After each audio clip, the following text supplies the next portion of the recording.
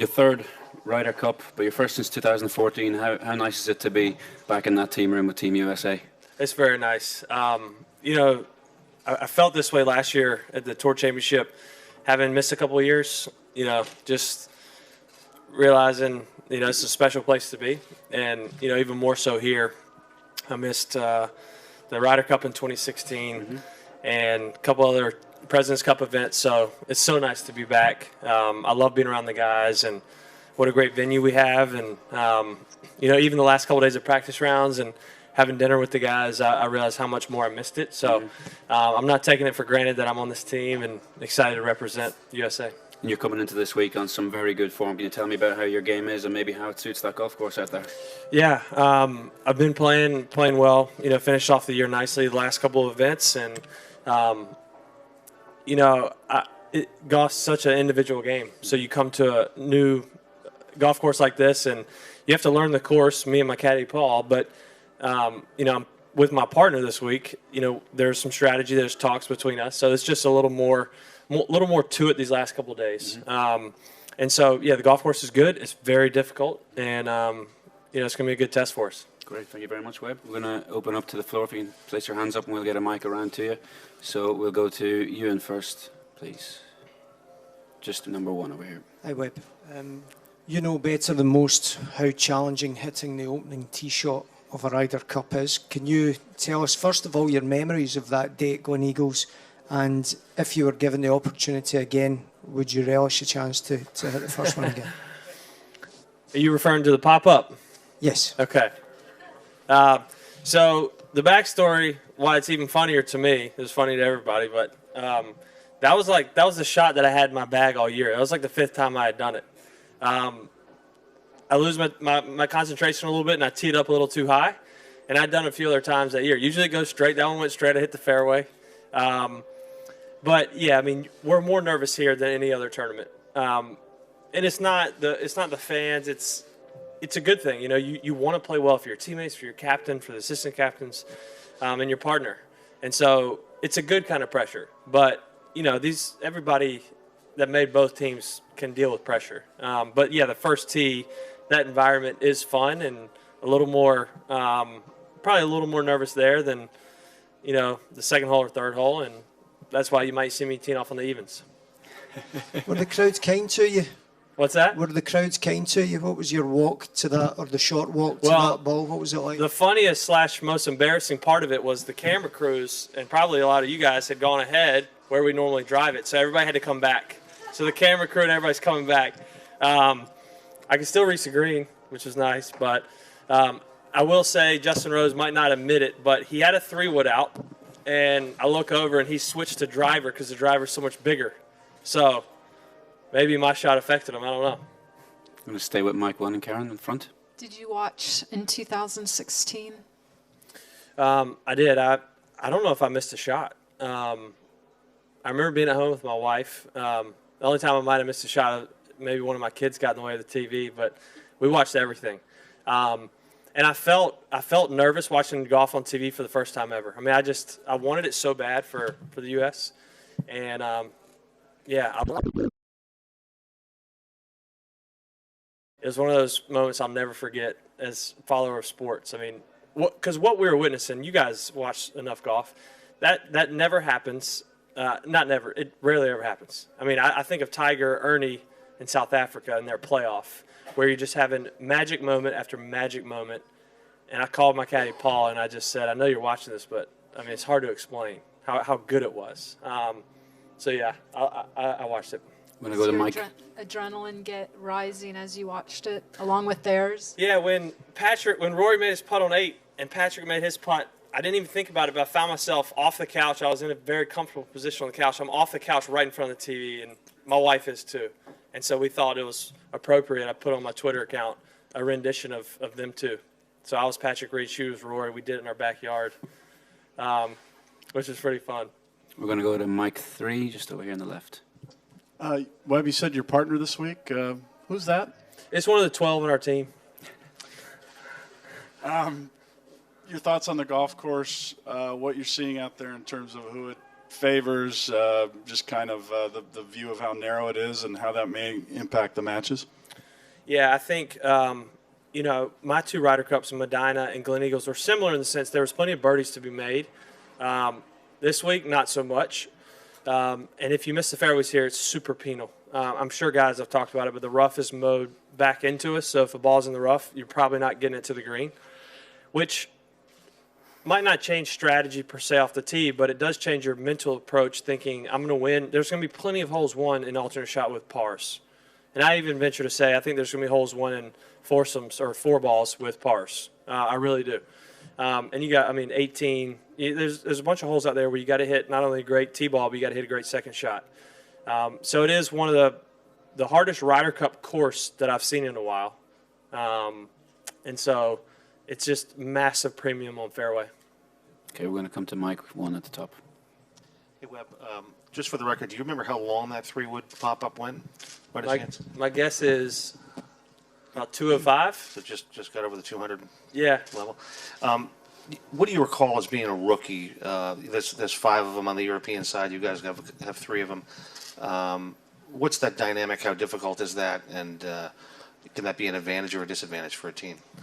I think when you have guys like Tiger Woods and Phil Mickelson as your teammates, and then you have the Strickers, the Zach Johnsons, Jim Furyk, obviously, those guys help more than anybody.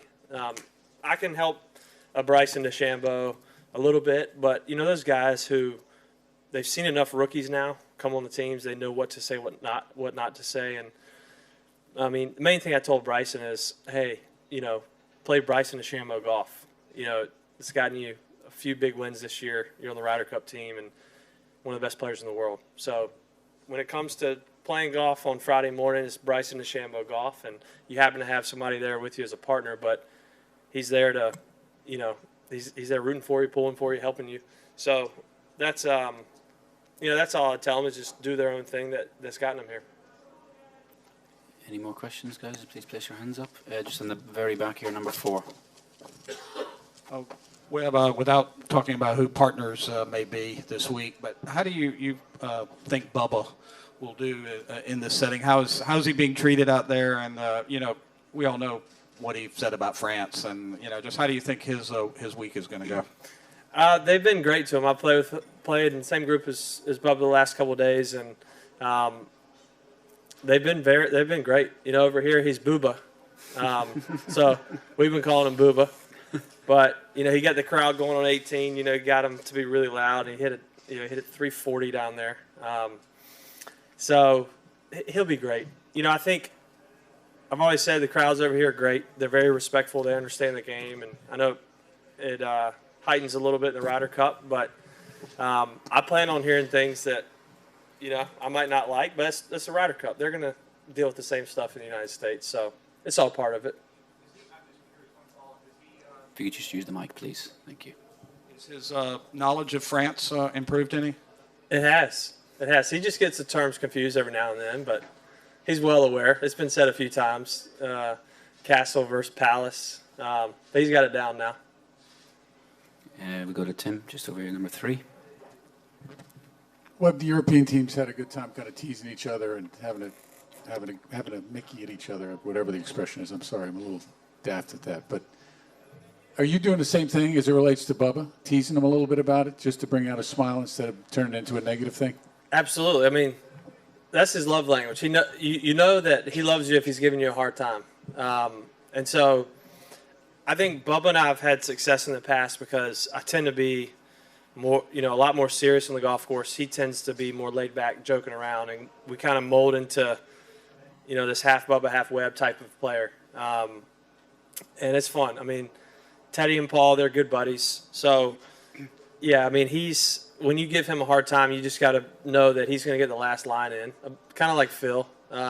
They're very witty. They always have something to say, but it's relaxing at the same time. And Doug, we're going to stay with number 3. Webb, do you think Europe is a strong team? And assuming the answer is yes, why do you think they're strong? I think they're strong every year in the Ryder Cup, no matter who's on the team or what form they're in. They get excited about this event, as do we, but I think this event's special, and it stands out in the sense that a guy can come in, maybe he's a captain's pick, maybe he's a veteran, having not played well lately. But this tournament just does something different. And I think the way you've been playing, good or bad, I think it's a pretty level playing field. There's so much that goes into not only team chemistry but partner chemistry. I don't know, they have some guys who maybe it's their first Ryder Cup, but there's enough guys. I feel like since I played my first Ryder Cup in 2012, there's more and more assistants and people around the team room than there used to be. And that's nice. It's nice seeing the same faces every year, and they've done a good job of that. So, yeah, they have a great team, obviously, would be my answer. And, you know, they get the Ryder Cup well. And, you know, 2016 was a great example of how we're getting the Ryder Cup. Okay, We're getting a lot better. A couple more questions. We'll start with one here. Webb, you were 12 when Tiger won in Augusta, his first major. What is it like playing a Ryder Cup with him? Honestly, the older I'm getting, the more special it is. I realize, he's the greatest player of all time, and when I'm competing with him, I play with him on Sunday at the BMW. I'm not going to go over and ask him advice, but this week, the guy's won 80 times, and it's fun to think not only I can go ask him some stuff, but he wants to help us out. So I was happy to see him get that victory last week, and he's certainly playing with as much confidence as anybody. Any questions from the second row on the front? Here we go. Justin Thomas. Who's been your favorite rookie on the team so far? Probably Justin Thomas, I would say. No reason, just you. Yeah. Thank you, Justin. We're going to go to number one in the middle. You're used to showing up at new places with Paul and breaking down a golf course in a few days. How does that dynamic change when you have a captain and assistant captains and other teammates kind of feeding into that? How much of that do you take in? A little bit. I mean, I certainly don't talk to any of the bombers about kind of what they're thinking because I feel like my style of play is a lot different.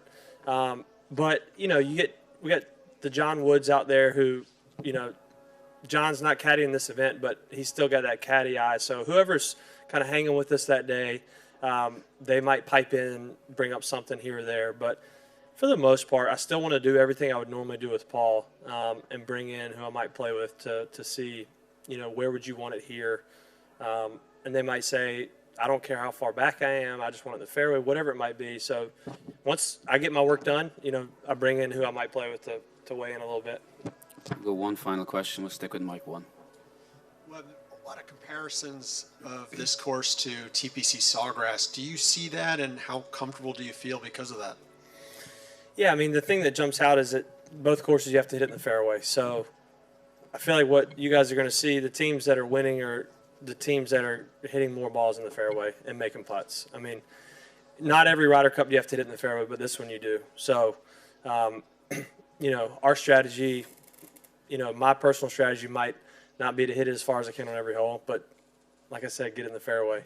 So there's certain gettable holes with 3 par 5s. Depending on the wind, we can reach them all. Sawgrass has 4 reachable par 5s. But it is very much target golf, like TPC. Well, it looks like you're being subbed out. Thank you very much, Thank you. and have a great week. Come on, Justin. Cheers, man. Appreciate Thanks, man. Thanks. Good seeing you.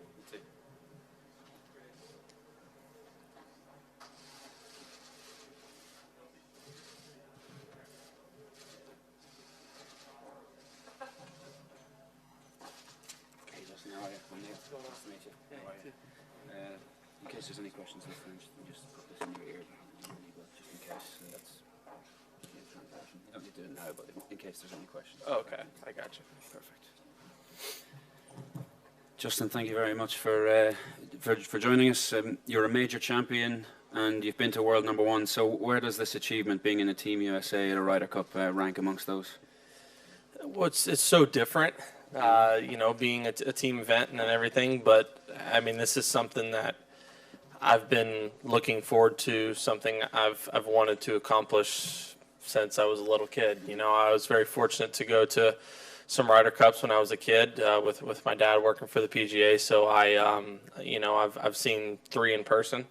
one of which was in Wales when I played the Junior Ryder Cup. So I've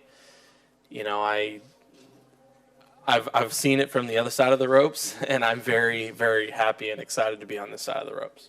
And you've seen plenty of this golf course over the summer. Mm-hmm. How is it looking this week in comparison to the other times you've seen it? It's good. It's very. I mean, it's almost identical in terms of. I mean, the fairways are the same width. The rough is. It was very similar in terms of there's the first cut, there's the second cut, which there's maybe 4 or 5 yards of, and then it's the long stuff. The only difference was it was a lot longer at the French, but it was more burnt out. So you could every once in a while get a lie, but it was a lot longer. But now it's probably half the length, but it's a lot thicker, a lot more lush, just given the time of the year, obviously. So a fairway was a premium then, and fairways is still a premium now. Thank you very much, Justin. We're going to take it to the floor. We'll start with Doug in mic number 3. Is this your third or fourth Ryder Cup? Attending? Yes. My fourth. What was the other one? Valhalla, I went to Oakland Wales. Hills. Oakland I was like, Hills. what was that in like 02? 04? You were 11? Yeah. What is your favorite memory at a Ryder Cup as a teenager? I mean, the Junior Ryder Cup, when we were able to go play that friendship match at Celtic Manor, we played at Glen Eagles for the Junior Ryder Cup, and then we went over and we played 9 holes on the course that they played the Ryder Cup. That was pretty sick. I mean, all the experiences at Valhalla and the access that I had at the age that I was probably cooler, having access to the team rooms, or, not the actual team room, but a lot of the team functions, maybe the after party kind of thing, and just stuff like that, to where I would have never been able to do that anywhere else other than Louisville, probably, and when my dad was on the board when he was, but playing those 9 holes for that friendship match at Celtic Manor and seeing the players and a lot of guys that are my teammates this week. It's pretty cool. Thanks, Doug. We're going to go to mic number 1 in the middle. Justin, do you feel like a rookie this week? And if you've gotten any at all, what would be the most interesting piece of advice that you've gotten? Yeah, I've tried to ask some questions, but not.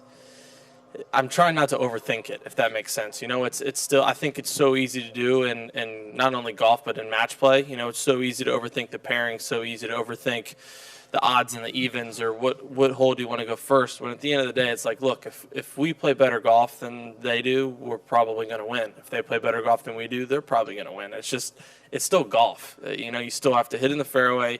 You still have to hit on the green. You still got to make the putt and have a lower score than the other team on the hole. So I'm just trying to take that information in terms of it's still golf. I just need to go out and I need to control what I can control, and everything else is out of my hands.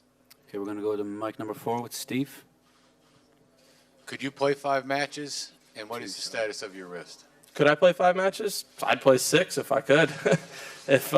No, the wrist, it's fine. Like I said last week, it looks worse than it is. It's the white tape on top of the KT tape is just more, it's prevention. It's something to where it's not going to get any worse, and it's not, I could easily play without it, but my team feels that it's best if I play with it, because it's not, it's not going to get worse with how it is. So it's fine. It didn't hurt last week, which was great. It has not influenced any of my shots that I've had, which is most important. But at the end of the day, if Cap needs me to go 5, I'll go 5. If he needs me to go 2 or 3, I'll go 2 or 3. Whatever it is, I'm gonna be ready to go.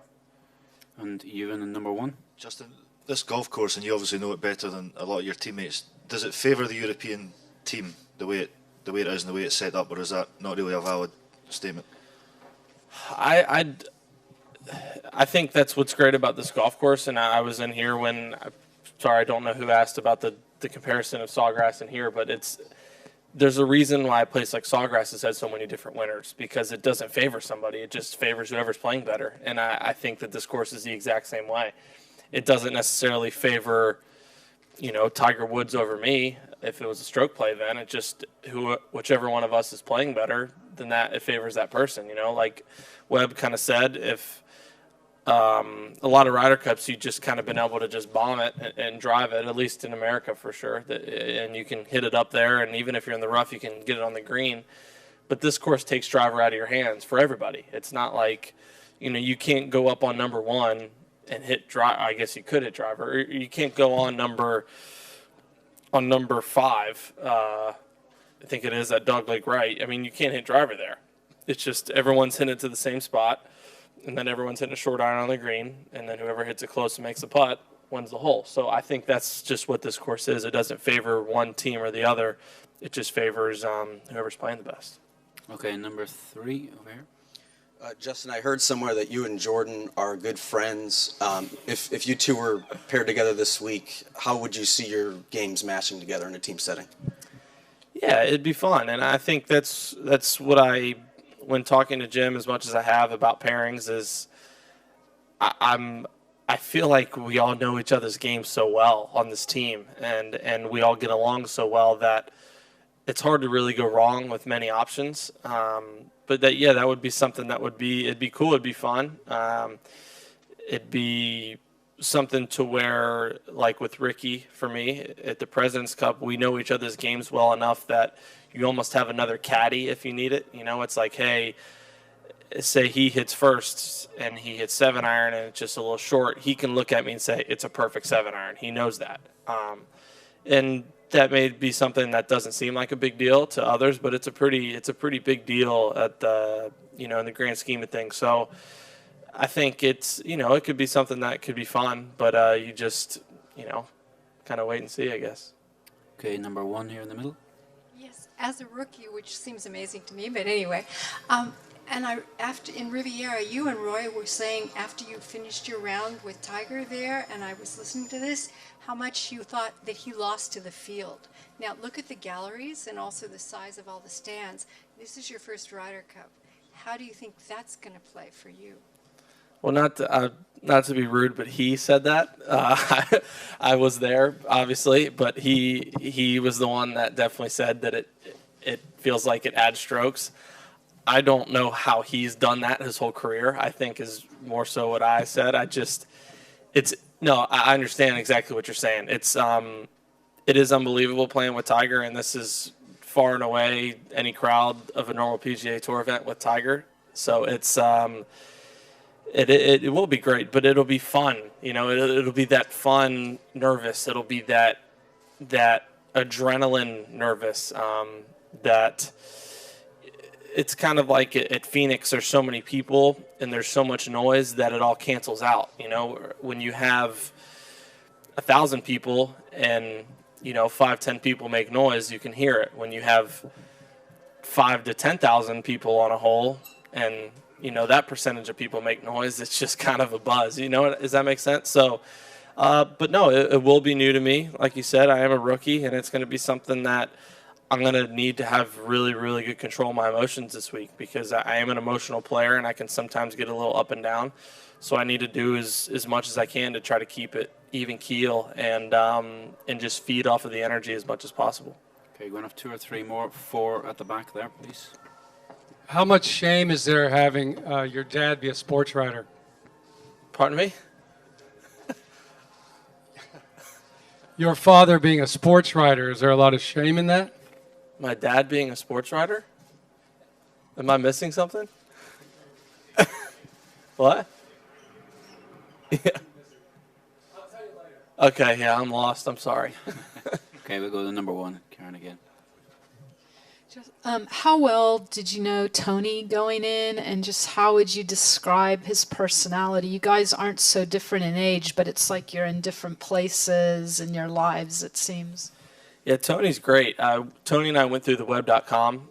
We graduated at the same year, so we played a handful of times that year, and he's, in terms of a person, he's one of the nicest guys you'll ever meet. I actually heard someone say in the physio room a couple weeks ago that, and this, Webb is viewed as one of the nicest guys on tour, that he said that, I forget who said it, they said that Tony makes Webb look like an a-hole because he's that nice. So it's, he's one of those guys, and he's and Bubba, whatever. but he's someone that pairs so well with anybody just because he's easy to get along with, and who wouldn't want to play with him? You know, his game is so fiery. It's got a lot of it just has a lot of versatility. I think that's something. When I played with him for the first couple times on tour, I was very surprised. You know, there's a handful of guys out here, at least that I think you really kind of stop and watch every shot they hit because it's really impressive. You know, there's a lot of guys that get it around that are top, 15, 30 players in the world, but it may not look as good. But Tony is someone that's, it goes so high and so far. He can work it both ways. He's got great hands around the greens, and he putts it really well. It's, it's no coincidence that he was what he was going into Atlanta without a win. He's so consistent and such a great player. So he's definitely a great person to have on your team. Okay, we're going to have two more questions. Tim and JT, three. have you done anything to get ready for that first tee shot by talking to teammates that have experienced it before? And also, Europeans are leaving the impression they're pretty loose thus far. Can that be said of the U.S. side as well? It sounds, from the stories I've heard in the past, there's nothing I can do to get ready for the first tee shot. I've heard multiple stories of guys going to the first tee saying they have odds and stepping up there and saying, I can't pull the trigger, you need to take it. So if I do end up being odds with whoever my partner is, I hope that I don't have that problem. But again, that's a good kind of nervousness. It's a good kind of jitters to have. So it's going to be a cool experience. The President's Cup was the President's Cup, and it's like we have 3 massive buildings around us on the first tee this week. So I'm very excited, and like I said, I'm happy to be watching this opening tee shot, whether I'm hitting it or my partner's hitting it from the first tee, is instead of a couch somewhere and watching it on TV. It definitely is going to beat that. But in terms of the vibe of our team, I think we have a very laid back, very relaxed team. Everyone's doing a great job, I think, of conserving their energy in these practice days, but also getting the work done they need to. Because this has been a long year at the end of a long year, and it is a long week in terms of the functions and everything we have to do. So everyone's doing as well as they can to stay relaxed but get their work done so that we're ready come Friday. Okay, we're going to finish on number 2 over on the right here. Justin, I'm curious, when you first started to get to know Tiger as like a friend, what was that like to be like, oh my God, I'm texting with Tiger Woods? Like, could you kind of describe what that evolution of that? Yeah, I still sometimes have to. I still kind of say that to myself sometimes. It is bizarre. Just for me, he's the reason why I love golf so much. He's the person that I was when I was 7 and 8, 9 years old, putting by myself in the putting green. In my head, I was making this putt to beat him. So it's, again, like a lot of guys on our team, I'm happy to have him on my team as opposed to playing against him, in stroke play events. But it's cool. I would say it was a couple years ago, probably my first Masters. I reached out to him and just talked to him about Augusta. He wasn't playing, so he was going to be helpful. It's not like it was this year or whenever he plays.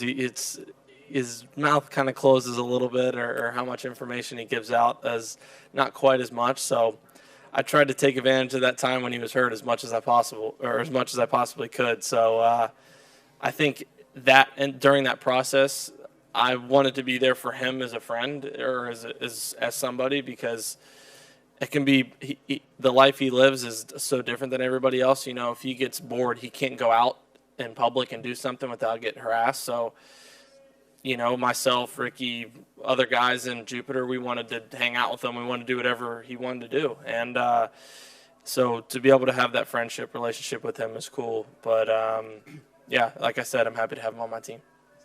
Justin, thank you very much, and have a great week. Thanks. Cheers.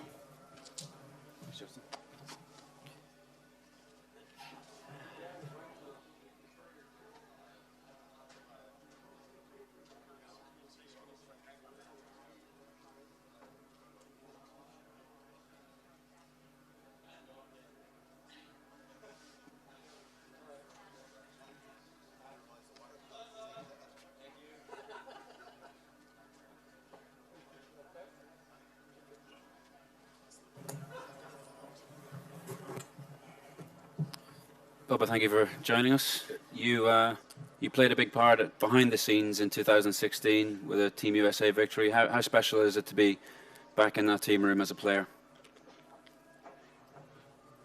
It's very special. You know, as a golfer, you want to make the team events, and then when you realize how special the team events are, you want to be there no matter what. And so for me to be there for the guys, for the people that I appreciate, look up to, in 16, it was a dream for me to be able to help take care of 12 guys, plus the 4 assistants and captains. So it was a dream come true. It was an honor and a privilege. But obviously, if you're going to ask anybody, you'd rather be playing than working. And so I'm glad to be back, and what a thrill and an honor to be part of it again. And knowing the trust that I got from 16, they can still bump ideas and ask me questions, even though I am a player this time instead. You enjoy that first-year atmosphere more than most. Almost 7,000 people are going to be out there Friday morning. How much are you looking forward to that? I'm looking forward to it. It's amazing. I've been told that I can't get the crowd to rev up, though, because it's an iron off the tee. It's a lot easier when it's a driver off the tee. But this whole, this is a different golf course, different setup. And so this is going to be one that you're not going to, I don't want to get revved up trying to hit a bullet off the tee and fat it, 20 yards down the fairway. So I don't want to do that. So they told me I can't do it this time. Thank you very much, Bubba. We're going to go to the floor. We'll start with Tim on the left with mic number 3. Just away. Hey, Bubba, is the glove because you got some sort of sinus infection going, or you don't want to? Never saw it. We were talking about it. Every time we have a team event, there's people that you got to say so many words, or you got to do something, we'll say dumb. So I said I got to wear my glove the whole interviews. So I'm doing it. Yeah, I thought this might be dirty, so if I hold it, I could be like that. There's no bet. It's just got to have something to do. Golf gets boring after a while, so like Justin said, a long year. We're all pretty tired, as you can tell. My voice, I'm exhausted. A lot of us were kind of getting sick. I almost say not quite half the field last week had something, and then traveling all the way over here, we're all battling something. Yep. Okay, we're going to go to Karen up the front here, and mic number 1. Bubba, what did you learn while serving as an assistant captain that could maybe help you as a player? It's funny. I'm going to answer it differently at first, but I learned that the team was a lot better without me as a player. I've never won one, but as a vice captain, we won, so I'm taking it that I helped win. As a player, you see what the captain needs. When you're sitting in with 5 guys trying to pick a lineup, who are you going to pair? Why are you going to pair them together? All these thoughts, and when I show up to an event and say I only want to play with one guy, right?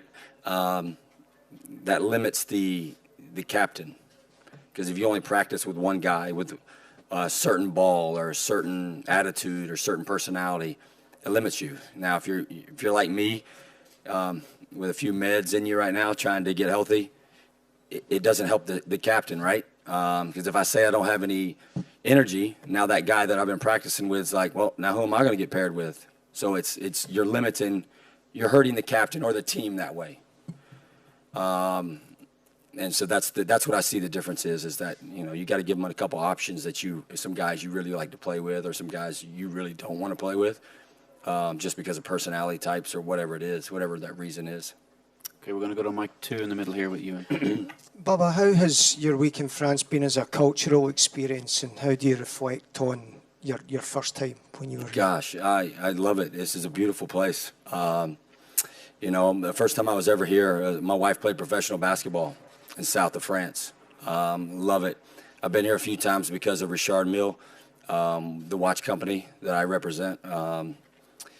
I've been here a few times with him and his fascination with cars and his car collection. And so being here with the watch company and being around here, it's a beautiful place. It's high fashion. It's Fashion Week. So I don't look like I dress I wear T-shirts all the time, but I have some high fashion in my closet. I just don't ever bust it out. But there were some pretty highly publicised comments at the time. How do you reflect on that? Some of the things that were said then and all these years it was like was it 11? I don't know when I was here. It was like 10 or 11. Was it 11?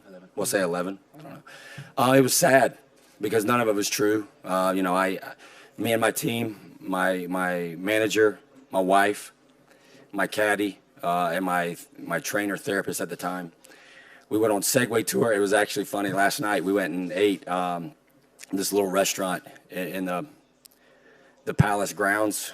And I remember falling off my Segway on the Segway tour. We went on a bike tour and a Segway tour. And I remember falling off my Segway right there. And I told the team, I said, there's where I fell off the Segway and kind of made a fool of myself.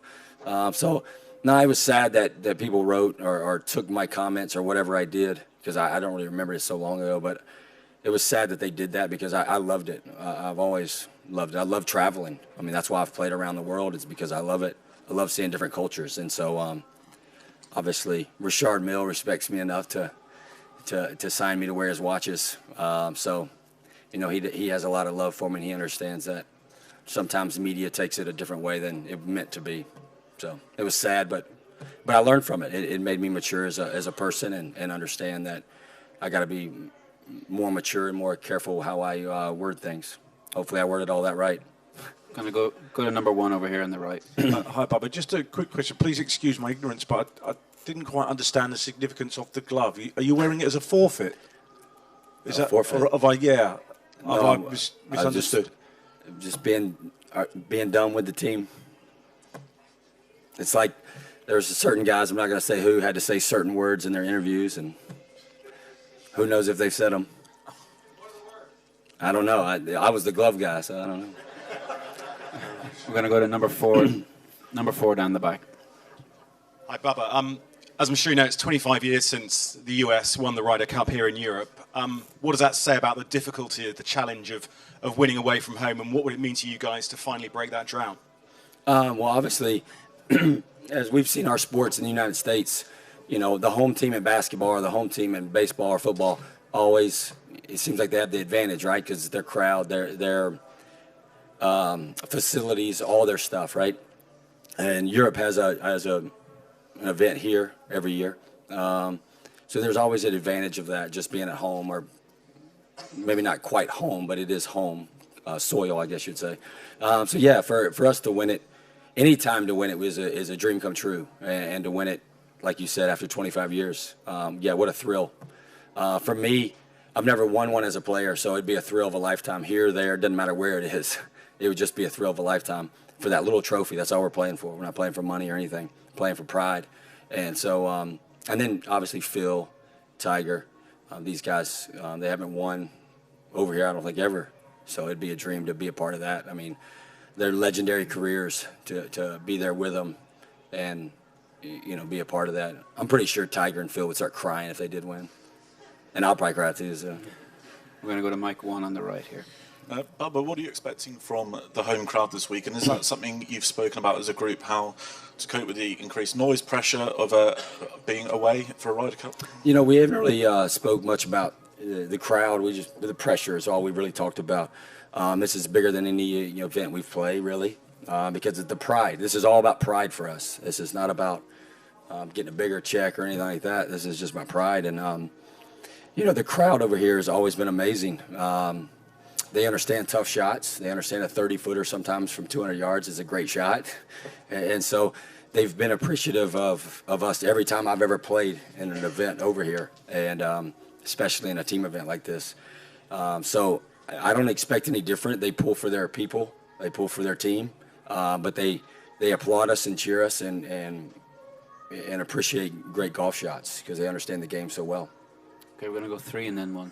Three first. You can hear in your voice that you're not very well. Yeah, thank you. Has it actually spread through the American locker room? And do you know if it's affected the European guys that were in the States last week? It was just there was a few guys that aren't over here and guys that are over here. It's kind of started through the locker room last week. There's only 30 guys, but So I happen to get it. I got a weak immune system, so Are there more members of the team here that are struggling? I could care less about them. I'm trying to get me healthy. Okay. I know what you're trying to develop, but Or can I go to number one again? Yes, Bubba. What do you think about the golf course, and how does it set up? You being one of the bombers out here, and they've always said it's a good long hitters course. I don't know who said that, but no, it's one of those golf courses where you're going to have a lot of ball placement. So whatever that club is, it won't be driver. It'll be a lot of irons, a lot of woods off the tees. We're all going to place it pretty much the same area and try to attack from there. It's the second shot is where you would try to attack and you have a birdie opportunity. It's not going to be the way this rough is kind of mown towards you or cut towards you. You got to hit the fairways, and so even if you're a long way away, but in the fairway, that's better off than being in the rough way down there. And so I think both teams, a lot of irons, a lot of woods off the tee, hybrids, whatever you want to call it, off the tees, trying to get in position. Karen, number 3. Since you mentioned crying, you've been known to shed a tear or two, but Tiger's been known as a pretty stoic person. Really? You know him as well as anyone. What was it like for you to see his display of emotion on Sunday on that 18th hole? Oh, it was amazing to see. He's worked hard. He's a legend. Even if he would have never came back, he's a legend. Great for the game. Still grows the game. Even if when he wasn't playing, we still talked about him how much he was doing for the game. And so, knowing what he wanted to do just for himself. It's not about any of us sitting here today. It's just for himself. And like he said, it's a miracle that he's able to play and play at a high level and play with the speed and energy that he has. So I would have been more upset if he didn't show emotion. I'd have definitely texted him. I only get his number during team events. He blocks me during the regular part of the season because I send him dumb texts. But so it's always nice leading up to the event knowing that I'm on the team so I can get his number. But no, to see that emotion, it showed how passionate he is about the game of golf and what the game of golf means to him. And like he said, even if he didn't win, it's been an amazing year. And then to top it off, you couldn't write a better story. You couldn't make a movie like that. It would be a fictional movie if you'd have said that he's going to come so close and then the last one of the year he's going to win. You'd be like, well, this movie's boring. But it's true. I mean, it's real life, and that's really what happened. And it's quite remarkable to see that. And I was glad to see the emotion because it just showed the human side of him and how much the game means to him. I'm going to go to mic number 1 in the middle. Bob, on the spectrum of artists versus scientists, I would say you're more the artist. What do you make of Bryson DeChambeau and the more scientific approach to getting the ball around the golf course? Yeah, it's quite funny. I played with him today and play with him in a different light. Today it's just shooting the breeze, practicing a golf course. So I got to talk to him differently than in competition, right? And so we actually, I know it's not going to sound right, but we actually go about it the same way. He's looking at something and looking at the numbers, trying to get the exact numbers, how to create a shot. He's very feel oriented. It's just he's talking about the numbers and he's looking at the numbers. I'm looking at the ground. I'm looking at the obstacles in front of me and attacking it that way. But what he said and the questions I was asking him makes 100% right. The things that we were discussing today, like putters and weight of putters and drivers and his team that was with him. I hit a couple drives and they wanted to get the numbers off of Flight Scope and so to get those numbers, and he confirmed some of my things that I've been doing for a long time and it was pretty neat, like the driver shaft. I've been using this driver shaft. True Temper makes it by Matrix. I think it came out in 2001 for the pros, so 2002 for the public. And I've been using it since 2002. Never changed. Color scheme has changed, but I've never changed the shaft itself. And so he confirmed it on the Flight Scope, his system that he uses. And he said, this shaft is perfect for you. I said, well, yeah. Won a couple tournaments with it.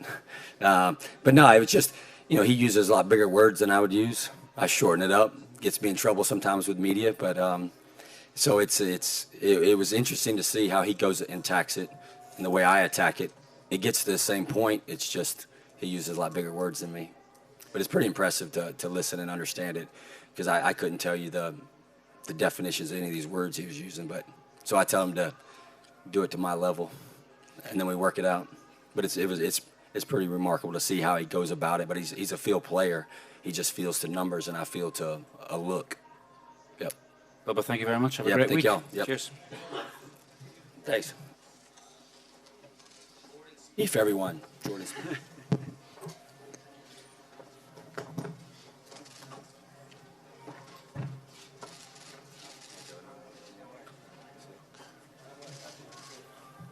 You might use short words, but you use a lot of them.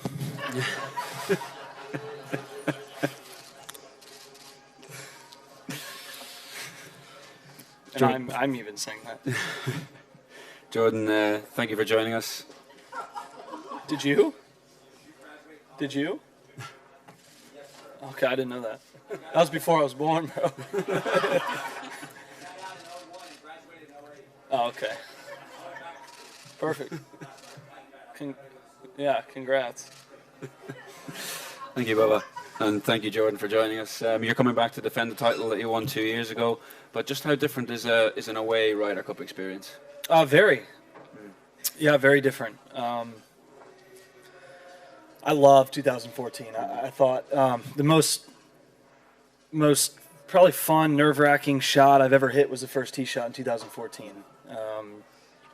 Actually, yeah, it's one of the coolest moments of my golf career was getting started there and playing an away game, but representing your country in the Ryder Cup. I mean, that's growing up as a golfer. That's an ultimate goal for us, and it hasn't disappointed. If anything, it's been underappreciated by players. Not underappreciated, but understated by players ahead of ahead of the tournament. So it lives up and past its hype.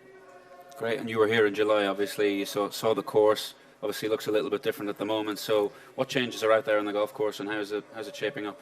Yeah, the rough. I mean, we were able to play out of the rough in July, and if you miss the fairway, you're likely not going to be able to hold the green. And with a lot of greens surrounded by water, you're actually having to really kind of almost lay up out of the rough. So, tee balls are key here. Mm-hmm. Perfect. Thank you very much, Jordan. We're going to open up to the floor, and we'll begin with number 3. If you can come around to the middle row here, please.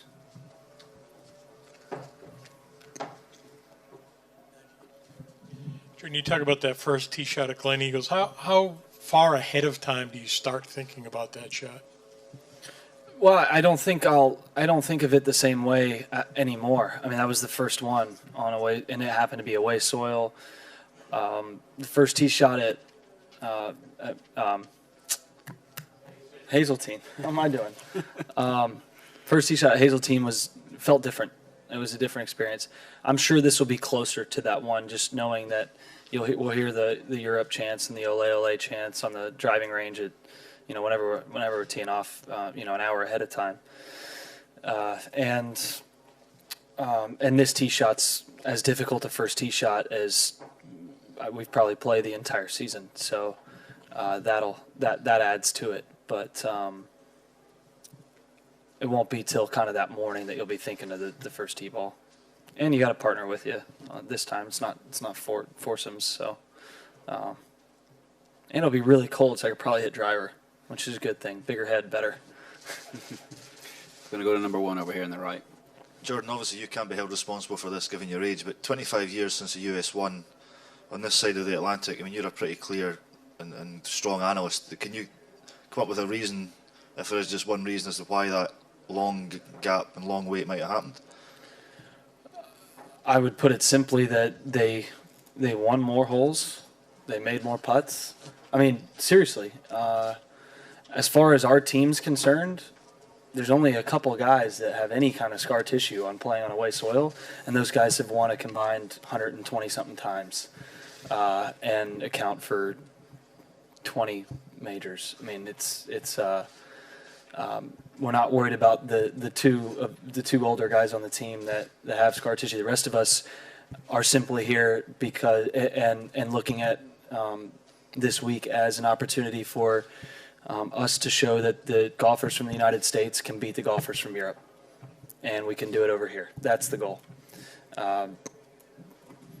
I've won one and lost one, so whether it's here or there, the point is whoever makes more putts, whoever shoots lower scores typically wins these matches, and our team is extremely solid and have been playing very well. And so if we stay out of our own way and continue to play the way that our team's been playing, we believe that that'll be good enough and take care of itself. And no other thought is anywhere else. Number 3, right up. I'm sorry? No, I don't think so. I'm speaking from my own point of view, but it's one of the more difficult golf courses that we'll play all year. So it'll play very different from Hazeltine, but and a bit different from Glen Eagles, but nothing that is totally unusual for us to see. And the crowds, they're going to be very European, and anything that gets to you, you're in control of anyways. So, again, goes back to we stay in our own lane, and we focus on the stuff that we keep talking about in the team room, and we're going to get out and put ourselves in a mental opportunity for the games to take care of the rest. I'm going to go to number 3 in the front here. Hey, Jordan. What do you recall about being a rookie and for your first time doing this in 14? And Europe has 5. You've got a couple, 3. Is that an advantage, disadvantage to have more rookies? And what do you remember about just the experience, and what advice do you have for the young guys or for the other guys? I don't think it means much. I don't think that it's any kind of a disadvantage at all. If anything, it could be an advantage. Guys that are even more excited to get out and kind of see what it's like and get that excited, be paired with somebody. I don't know how much team golf with a partner that Bryson or Tony has played. I know obviously Justin with last year and some Walker Cups, and Bryson's done the same, but just having that guy next to you rooting for you and being in the team room, looking at these guys to your right and your left and understanding that they're on your side this week for a common goal. I think if anything, it can be advantageous to be a rookie. So I don't think there's any disadvantage at all. Again, these are guys that have either won majors or had chances to win at the highest level, or certainly have won at the highest level. I don't think a little extra noise cheering for the other side will tone down their ability to be able to perform. And therefore, I don't see, based on my experience from 2014 being paired with another rookie, it seemed to light a fire for us. Once we got out there and loved kind of the way that camaraderie worked out, we were able to roll. We're going to go 2 at the very back. Jordan, who's behind the business of the Bubba glove? And can you just flesh out any other unusual requirements you guys have today? I don't even know anything about it. He just was in the locker room and said, I think I'm going to wear my glove in media. Is there something else? He said he was told. He was. He may have been. I don't know. Anything else unusual? Yeah. Not particularly. You've been given special words to use in the press conferences. I don't think so. No? Maybe you're not on message. My agent's not even in Europe, so I've got nobody in my ear. Okay, we're going to go to I had number Zach Johnson in my ear. That's about it. We're going to go to 4 in the middle, just in the back. Jordan, you didn't want an extra week off, but you had it, and I'm wondering how you took advantage of that. Did you rest a little more? Were there certain things that you worked on or thought about leading up to this week? Yeah, I took the in-between week off completely, and then I took the Tour Championship week to slowly kind of progress each day, do a little bit more, and I was progressing nicely through the playoffs. My game was in the best state that it had been in until BMW, and I kind of just ran out of gas there. I should have taken more breaks in the playoffs this year, and I went something like 26 to 28 days straight from before New York through that Saturday afternoon of BMW of at least 6-hour days on the course and gym, and I I got real quick with the swing and just didn't play well at BMW, but I was able to get that rest, look back on, the progression that was being made, and continue that going forward. So I think I don't wish that it happened, considering it's the end of the season. If it were the middle of the season, I would look at it as a blessing in disguise. But I certainly wish that I was there at East Lake, no question. And that, if anything, will make me not take that week for granted, and to work that much harder to never miss it again. Mike one, Karen. Jordan, when it comes to facing that 6,000 plus crowd at the first tee here, how much, if at all, will it help having played the 16th hole at the Phoenix Open a few times? Is there any kind of correlation in getting comfortable with that environment? I think there is, but just in the walk to the tee, because the 16th in Phoenix, you see that stadium the entire way. When we get on the tee box on the first hole here, you're almost in a little kind of U-shaped ditch that's been dug into that hill. And the grandstand's actually pretty far removed from the first tee. So certainly it'll be loud because of the amount of people there, but you won't see it at all. You'll see the first tee shot the same way you always see it. Versus Phoenix, if you went there right now versus when the tournament's there, it's a completely different golf hole. So there's only a small little grandstand, I think, off the left side of the first tee. And so compared to Glen Eagles and Hazeltine, I think it'll feel like more open space, to be honest. Going to go to 2 over on the right-hand side. Jordan, whether it was highlights or whether you watched it live, what did you make of the scene on Sunday with Tiger winning, and did it affect you emotionally at all? I thought it was a matter of time, the way he's been playing. He's been playing at a level that can win any golf tournament for the majority of the summer. So he went to a place he's won a couple other times and really got his putter rolling. And you could see when he's starting to walk those putts inside 10 feet, that kind of like Tiger step that we all, I guess, naturally try and copy growing up. When you start seeing that, you understand that confidence is there on the greens, and that's all it was missing, was just that that week where he was top 3 or whatever in strokes gained putting. He's been chipping the ball really well, and his striking's been awesome. So the scene coming up the 18th was pretty amazing. I mean, having been in a, I guess, situation similar, and it wasn't anything like that when I was walking up the 18th hole. You see what you already knew, which is that he moves the needle, and you saw the reaction from not only golf fans anywhere, but also your average sports fan and your other athletes from and other media outlets. I mean, it's different. I was nervous for them when the fairway started to collapse around he and Rory, because you got guys on a Sunday afternoon, boozed up, when it's hot out, just running, wanting to. And now when you get the phones out and everything, it just seemed like a lot. I'm glad that they were able to sneak through everybody and get to that green, but it was a pretty incredible scene. Okay, we're going to have 2 more questions. We're going to go for number 4 at the back first. George, just to follow up on Tiger, I mean, he looks to be enjoying himself during the practice rounds out there. How much is he enjoying being part of this team? Although this is obviously a team event, how good is it for you guys to have him back at his best? Yeah, I think even he would tell you he's not necessarily at his best he's ever been, but just back in form, good enough to win, which it's kind of scary that it's not even his best. Still winning golf tournaments, but it seems somewhat normal. I'm not sure. Yeah, I think everybody's been enjoying themselves a lot. It hasn't seemed any different from other rounds that we've played, but knowing that he's on your side when you tee it up, and he's hitting the ball as well as he is, and then the intimidation factor that he can bring to it is certainly, I would say, measurable off of not necessarily his team Ryder Cup experience, but when you look at players that have played in his group when he's playing well, when he's kind of, it's a different bottom line than his score. So you ought to think that, you get him in the right setting out here in a team atmosphere and playing well, that'll make a difference. Okay, we're going to go Doug number 3 on the Can, left. can winning an event as part of a team make it feel like a successful year for you as an individual?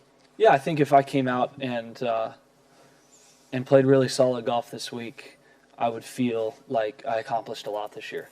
I'd feel like I went to places where I needed to build back up and learn a lot from my own game. And a Ryder Cup is a situation where you're playing almost every hole with the same feel as you get on a major championship Sunday in contention. And so to be able to put those to test, and if I can do so successfully, I'll feel like I've gained a lot out of it. And the years after I've played in Ryder Cups have been phenomenal years for me. And so I look at this week as very important going forward for next season. Okay, we have time for one more. We'll finish on number 1. Joe, we think of the last Ryder Cup, and the memories on Sunday are eagles and birdies and roars everywhere. You're playing this week at a place that's set up very difficult. As a competitor, does it seem odd at all to stage a Ryder Cup on a place with a tough setup? Yeah, I don't think you'll go anywhere else where you see as many fist-pumped pars as you'll see this week. I think, especially in the afternoons and these foursomes when the wind picks up. We played it with windy yesterday, and it was. I mean, we were playing best ball, and there weren't that many birdies out there outside the par 5s. It'll be. I don't think there will be as many roars. There will be you'll know who won holes when holes are won, but there were a lot of putts made at Hazeltine, which, from any range, 6 to 30 feet, that was really exciting. But this is a unique and exciting test in itself for us players. It may not be as exciting for the fans that are there watching. Obviously, if their side's winning, then they're going to be as excited. But you know what I mean, like the loud roars off of made putts. You just won't see that many birdie opportunities as we saw at Hazeltine, just because if you miss the fairway, you're fighting for par. Jordan, thank you very much. Have a great week. Thanks, guys. Cheers. Absolutely.